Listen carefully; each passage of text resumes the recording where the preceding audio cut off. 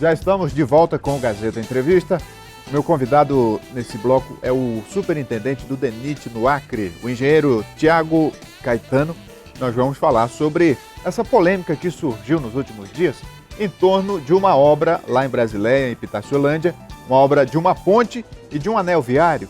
Essa obra deve ser executada numa parceria entre DENIT e DERACRE e a Assembleia Legislativa tem discutido esse assunto a partir do pronunciamento do deputado Luiz Gonzaga, que diz que essa obra não pode ser executada pelo DERACRE. Daqui a pouco a gente vai saber por quê e entrar nessa discussão.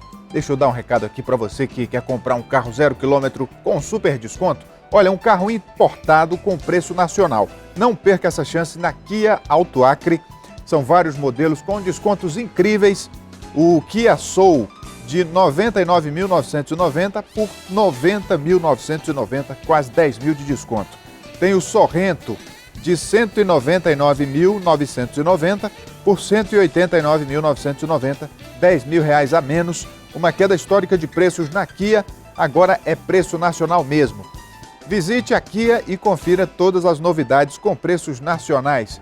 Kia Auto Acre, o poder de surpreender. Muito bem, Tiago Caetano é superintendente do DENIT, engenheiro civil. Tiago, essa história já rendeu muito nesses últimos dias e vamos começar dizendo do que se trata, o valor da obra, porque muita gente está confundindo essas informações. E há quanto tempo essa obra já vem sendo trabalhada para que saia do papel? Boa noite. Boa noite, então, Rogério.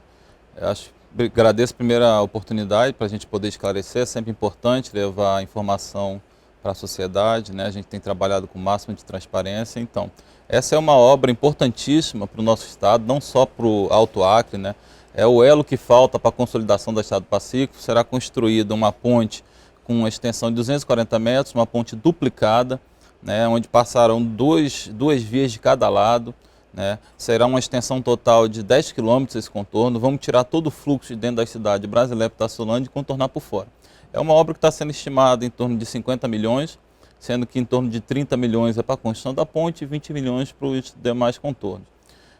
A gente esclarece inicialmente que é uma obra que durante muito tempo ela ficou esquecida.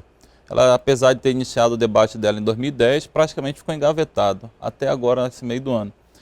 Eu assumi minha gestão apenas ano passado, não sabia desse histórico, não chegou ao nosso conhecimento, tampouco que existia uma verba de 50 milhões, uma emenda impositiva da bancada federal. Então logo nós tomamos conhecimento no meio do ano, através do senador Gladys Cameli e do nosso representante da bancada agora recente, o Alan Henrique, a gente começou a correr atrás. Então foi uma correria grande de vários técnicos, de várias políticos para tentar viabilizar essa importante obra. E tem se falado muito, eu acho que muito está sendo feito apenas um ato político, mas que tecnicamente nós estamos fazendo o possível para viabilizar essa importante obra. Pois bem, o deputado Luiz Gonzaga, que é um deputado de oposição, disse que essa obra não pode ser executada pelo DERACRE, em parceria com o DENIT, por conta do histórico do DERACRE, que teve problemas em outras obras, e ele cita a BR-364, enfim. Mas, ao que tudo indica, essa parceria do DENIT com o DERACRE já foi concretizada. A pergunta é, por que o DERACRE tem que executar essa obra e não o DENIT? Então, vamos lá. Inicialmente, deixar claro que a opção do DENIT, inicialmente, não era o convênio com o DERACRE. Inicialmente, a gente tentou fazer uma licitação. A gente teve, inclusive, aqui anteriormente com o senador Gladys, anunciamos essa possibilidade de licitação. Quando a gente soube desse projeto e dessa emenda, que foi em meados de julho, imediatamente a gente iniciou todo o trâmite para ter o processo licitatório feito pelo DENIT. Mas para isso a gente teria que aproveitar o projeto do DERACRE. Então a gente entrou em contato com o governo, eles prontificou a fazer a doação, mas para a gente receber a doação desse projeto teria que ser feita uma série de ajustes porque o projeto estava defasado em 2010. E a gente mandou essa nota técnica, essa série de ajustes para o DERACRE. Acontece que por N motivos, especialmente porque a empresa que elaborou o projeto é de São Paulo, desfez uma sociedade, teve uma série de problemas de comunicação, o DERACRE só conseguiu finalizar os ajustes agora no mês de outubro. Então, quando a gente recebeu, para evitar de perder o recurso, a gente fez uma reanálise. Fizemos um estudo histórico de todas as licitações que houve no DENIT. A modalidade a ser feita seria por RDC integrado. E e o RDC entregado mais rápido a nível de DENIT nacional que foi feito durou 70 dias, sendo que a média era 140 dias. E nesse prazo eu não estou contando a audiência pública, a parte burocrática de tramitação no órgão, análise da procuradoria, uma série de situações que teriam que ocorrer. Então a gente estava fadado a iniciar o processo licitatório e terminar depois de dezembro. O que aconteceria com isso? O recurso de 50 milhões seria perdido, a gente voltaria para a União. A gente já considerou que é um absurdo, na época de crise dessa, a gente perder um recurso dele, o que fatalmente causaria a perca não só do recurso, mas da obra. Possivelmente ano que vem não teria esse mesmo recurso, né? Então a partir daí a gente analisou todas as possibilidades, um possível remanejamento para outras obras, só que não era possível remanejamento integral, foi apenas de em torno de 20 milhões que foi remanejado, e por fim, para viabilizar a obra, só sobrou a opção dos convênios, né? Inicialmente não foi só pensado o DERAC, foi pensado um convênio com as prefeituras, com o BEC, né? Mas as prefeituras, por estarem em transição, essa mudança agora de prefeito, a Prefeitura de Brasília Habitacionânia, não daria tempo, nem talvez tanto interesse deles correr atrás de documentação, né? A estrutura deles são menores que a do Estado, então fatalmente também não daria tempo. Com relação ao Exército, a gente tem desenvolvido uma parceria com o Exército, um convênio, por exemplo, na Estrada de Sena, que estamos durando em torno de 6 meses para fechar esse convênio, porque o Exército também tem sua burocracia, tem uma série de particularidades, tem que ser remetida a outras instâncias em Manaus, em Brasília, então a burocracia também prejudicaria um pouco isso. E por fim, sobre o Estado.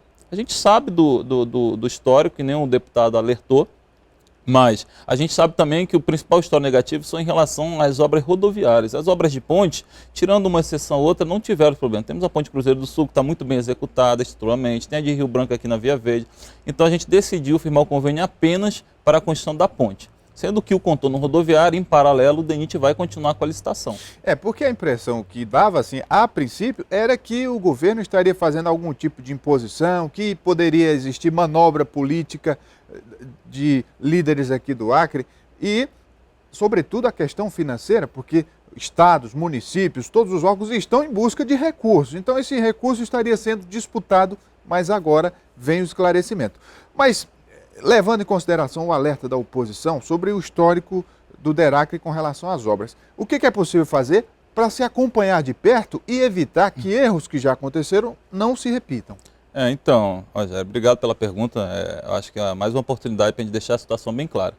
Deixar claro primeiro que a gestão atual do DENIT é completamente diferente da gestão da época que houveram os convênios, assim como também a gestão do DERAC. Hoje temos um procurador à frente do DERAC.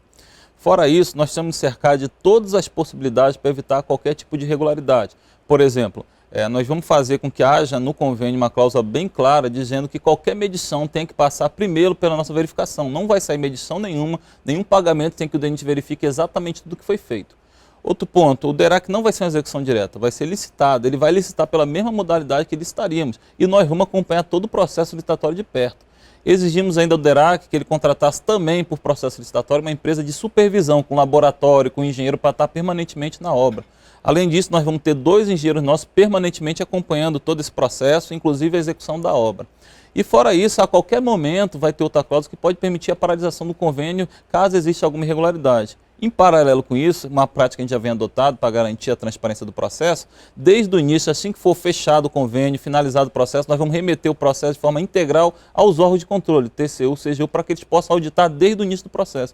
E mês a mês, conforme for avançando, nós vamos remeter aos órgãos de controle para evitar qualquer tipo de problema. E fica alerta ainda o convite para os parlamentares que estão achando que pode haver qualquer problema, que nos acompanhe, se aproxime da gente, que possa nos ajudar a fiscalizar. Toda ajuda no processo fiscalizatório é bem-vindo para a gente. Tiago, para a gente encerrar, você ocupa um cargo importante aqui no Acre, é um cargo muito cobiçado, porque gera uma grande quantidade de recursos na infraestrutura, e você também foi alvo de críticas, né, de que estaria tomando partido por exercer esse cargo e tentando agradar grupos políticos, enfim, essa parte, todo mundo sabe que você é engenheiro, é concursado do DENIT, quer dizer, fica meio distoante da realidade. Realmente estão distorcendo muito, talvez porque alguns partidos querem ter influência maior do DENIT, não tem hoje.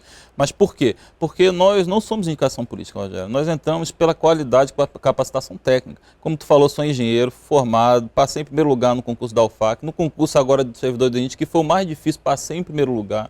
tem pós-graduação, mestrado, então a gente tem um histórico de conhecimento e estudo. Quando a gente assumiu a gestão do DENIT, a rodovia estava um caos, não existia planejamento, não existia projeto, não existia contrato, a gente em 1 ano e pouco transformou isso. Hoje a gente tem perspectiva futura de grandes obras no estado, restauração completa 317, 364, possibilidade no futuro da gente fazer um viaduto aqui na corrente, duplicação, então o nosso planejamento está muito redondo. Então, visando talvez o impacto político que isso possa gerar, alguns grupos têm tentado fazer uma ingerência e tal, mas a gente não permite. Então, todo trabalho é extremamente técnico. O que é bem-vindo é a relação institucional, que nós temos construído através desse trabalho, uma confiança com os parlamentares. Então, alguns parlamentares bem intencionados têm se aproximado do DENIT. E aqui eu já citei o Gladys Cameli, o Alan Rick, que estão buscando fazer a parte política, que é o quê? Garantir o orçamento. É isso que a gente precisa. Esse apoio político, garantir o orçamento para que a obra seja viabilizada. Então, nosso trabalho é extremamente tranquilo, tem uma aproximação com os órgãos de controle totalmente transparente. Não existe nenhum tipo de lobby ou ingerência política dentro do órgão. Se houve no passado, eu não posso responder porque não era minha gestão, mas desde quando a gente assumiu, nosso trabalho é extremamente técnico. Se algum dia alguém que comanda essa pasta achar que esse trabalho não está sendo suficiente, com certeza eu me sentirei totalmente à vontade de sair e deixar esse trabalho bem construído para o próximo gestor. Muito bem, conversei aqui com o Tiago Caetano, superintendente do DENIT no Acre. Muito obrigado pela vinda. Obrigado. Vamos fazer o intervalo. Daqui a pouco o Gazeta Entrevista volta. É só um instante, não saia daí.